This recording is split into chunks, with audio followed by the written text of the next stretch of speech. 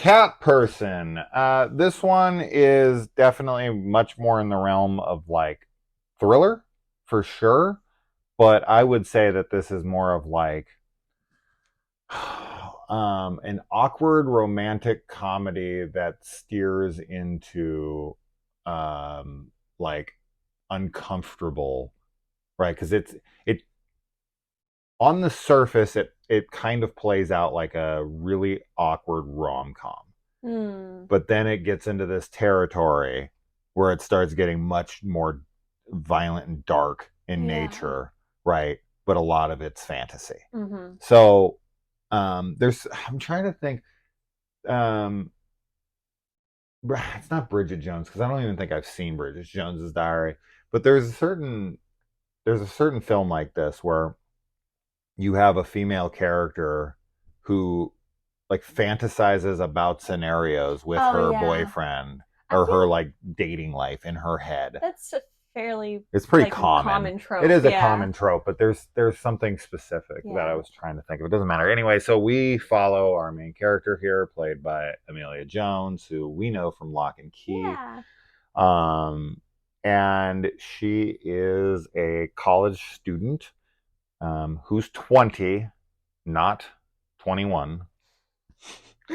And she works at a movie theater. And while she's working there, she gets asked out by an older gentleman. He's older than her, Mm-hmm. decently. Not super super old. Like No. he's not like 50 or 60 or anything. No, no, no. He's he's within 15 years. Yeah. Let's say that. And yeah, we just kind of follow their relationship, and as far as the plot synopsis goes, I don't really know what to say. All I can really say on that is you've got a younger girl dating an older guy, and a lot of the film is just like her playing out scenarios in her head, and then we kind of see what's really happening. This movie shines a good spotlight on what it's like to date in 2023, Mm. and it definitely shines a good light on both sides Yeah. and how lame it can be for both sides. I think that the opening quote of the film sets up like the premise of the movie really, really well, which is that Margaret Atwood, right? yeah, it's women are afraid men will kill them and No, men the opposite. uh It may to me it's more impactful the way it's written, which is men men are are afraid afraid. women will laugh at them and women are afraid that men will, oh my Jesus god. Christ. Men are afraid that women will laugh at them and women are afraid that men will kill them. It's just the way that it's written because it's kind of just like it really does illustrate that well, but it shows both sides, and I think it's very impactful for anybody to see that because while being laughed at and made to feel insecure and all that, it's terrible. You are not worried that you're going to be murdered, right? Right. So there is a stark contrast between what we fear in the dating world, right, where you're like going to go to talk to a girl and the girl's going to be, you know, she's going to laugh at you, But right? that And you're also like, oh my God, I feel so insecure, but you're still alive. You no, still but get to, as to where a girl's like walking home alone at night, she sees a guy, and it's not like, oh, maybe he's going to come, sweep me off my feet. It's like, is he going to fucking kill yeah, but me? even more than that, it's that if a man feels like a woman laughed at him, he might kill that woman. Like that's what that's supposed to be too, right? Like when men feel emasculated or invalidated or whatever by women, Yeah. there are a lot of guys who will become violent in some way. It like triggers something. Not every guy, not all No, of men, course but not. obviously that exists because there are a lot of men that react that way.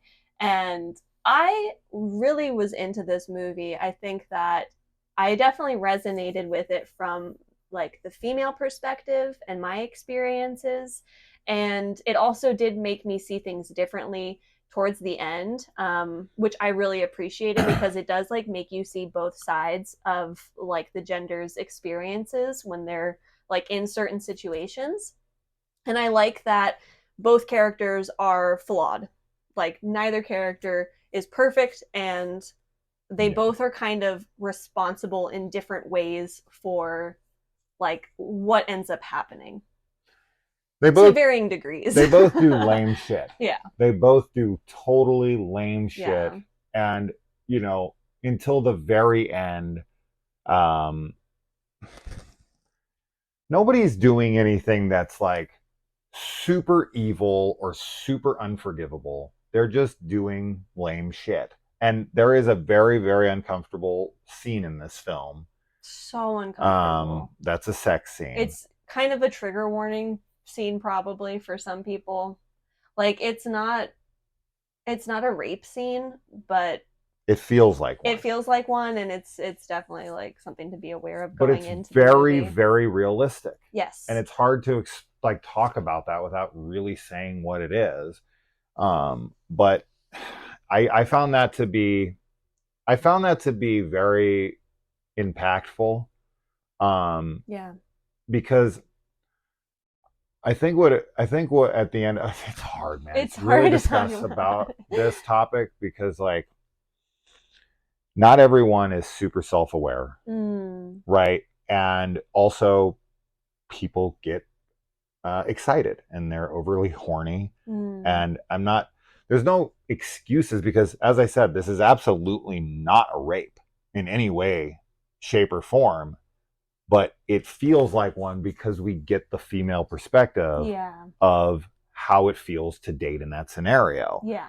And Mm-hmm. it's like, oh God, it makes you as a guy start to go, shit, like I really hope I've never made someone feel like this. Mm-hmm. But if you've been, if you've been out there and you've been promiscuous and you've slept with a decent amount of people during like your college years and all that Oh, stuff where sure. you were really like going around and messing around with a lot of different people, Probably a you fairly good probably chance have that done that's been a this. And situation. it's Yeah. like, ugh, like I don't want to feel like that. Like, did I do anything wrong? No. But I don't want to. I don't want to be remembered like that. I Right. don't want to be. I don't want to be somebody's like regret. I don't want someone to think of me and be like grossed out. I want the memory of me to be a good one, Of course. right? Yeah. You want like that's what those experiences are for. But at the same time, like we were talking about, these are life experiences Mm. and you learn things from them and like, okay, I went through that. That was lame, but never again. And you have to that is what is good about those scenarios. Like, should you ever have to go through those? No.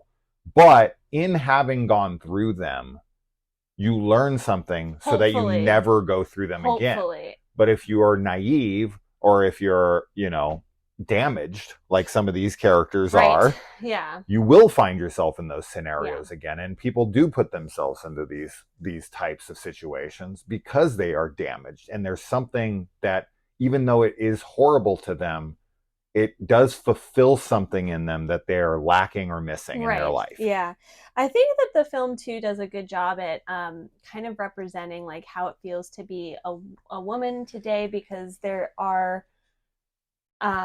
there's like opposing sides of like what the like misogynistic kind of view of femininity is that like women have kind of fallen in line with for so long. Yeah. Like get along to get along kind of thing with like men and make them happy so they don't hurt you and so your life is easy. And then there's like the feminist view, which is like, no, you don't need men, you don't need this, and like you need to be your own person and independent. And I think that the film shows kind of the extremes of both sides Correct. of those. Yeah. And you really want the main character, like you're like, walk the middle line. Like there's a way to do Both. to make it be about you and your happiness, but also like respecting other people's feelings and their autonomy and everything too. And I do think that's possible. And I think Absolutely. but I think that it shows like how hard it is, because like because it's a generational thing too. Like the opposing forces come from two different generations. Yes. So it's like when you're in a certain age in today's world and like you're dating or you're out there, like you really do have like multiple like influences coming at you, and you're like, I don't know, like what, like how do I like exist in everything? And typically you got your mom and you got your friends, exactly, right? And your mom is from a certain era, yeah, and then your friends are not. from this one, and right? and the friend here is very of the times, Yes. and where she's an extremist on one end, where all men are horrible and that you should stay away from them at all costs. And then the mom is more online with like the older generation, where it's like, Like you oh, exist to make his life better, correct. basically. And it's like neither of those are correct, right? You've got to fall somewhere in the middle, because it's not that you have to have a man, right? If you're a straight woman, it's because you want a partner. You don't need You a don't partner. need, Kaylee doesn't need me, No. right? She wants me, and we complement each other well. So we have a great relationship, right? I don't ever want Kaylee to feel like she can't exist without me. Yeah. Right? That's not the intention here. There are people who are in relationships like that, and there are people who crave that kind of, you know, codependency. Right, because it can feel really intense, and people are like, that's love. Like if I need someone and they need me so intensely, like it's the most important form of love, but that's kind of what was set up, yeah, right, in the olden days, right? Like the 1950s kind of conservative viewpoint is like there's the gender roles, and the man is like, the breadwinner, and he's the financial provider. I mean, like you literally could not, like if you were a woman, you did need to have a man. You needed a husband. Right. It's like you rely on them for everything. Exactly. And they're your sole benchmark, where you kind of go to them and you're like, okay, like how did I do? Right? Like, is everything okay? Did I get everything correct? And like, I want to make sure your home is correct for you, and all that stuff. It's so funny, because it's like, even then, like if that husband dies, then you find another husband. Yeah. Like they don't mean, I mean, not to say that that's very general. I'm sure there are people that were in love with their spouses, but like for the most part, it's like it was very much like you had a role, and who was in that role is like interchangeable. And I'm not knocking anyone who's in a relationship at all that is like that, in the sense of like, I'm a stay-at-home mom and my husband goes and works, or vice versa. I'm a stay-at-home dad and my wife goes and works. We obviously are much more uncomfortable with that in society for some reason. Like people view men who do that as losers. But putting all that aside, I that's what I think is good about this film, is because we are talking about it. It is a conversation starter. It's a good film to talk about with friends after. And I think people who are easily triggered by like feminist propaganda and whatever could see this as like a man-hating film, because they're seeing it through the lens of the character. But that's kind of the point of the movie, is that women are conditioned in modern society to see men as threatening. And in doing so, she allows herself into a relationship that she messes up because of her unavailability towards it. And she kind of tries to appease both sides of the coin with her mom's advice versus her friend's advice, and she's not really staying true to herself. Yeah. Right. And I think that's what's great about this, because I don't think it's a man-hating film at all. I think that it is perfectly representative of the experience that both sides go through, even if you don't resonate with those characters specifically. Like, am I anything like the guy in this movie? Not at all. No. Is there similarities that I share with him? Sure, some, right? Very, very few, but some. And I think that when it comes to the opening saying of what you said, the Atwood saying, I think the first is true of insecure and immature men. I don't think men who have their shit together and are secure with who they are fear a woman laughing at them. So that I feel like embodies like juvenile men. But that's also as to where the woman's statement is always true. Yes. Even if you are as successful and mentally competent and completely, you are still always afraid that the guys around you could kill you. So that unfortunately does not go away. But I don't fear women laughing at Right. me at this point. But I that's could care less. also too, it's not just women laughing at you, it's like anyone laughing at you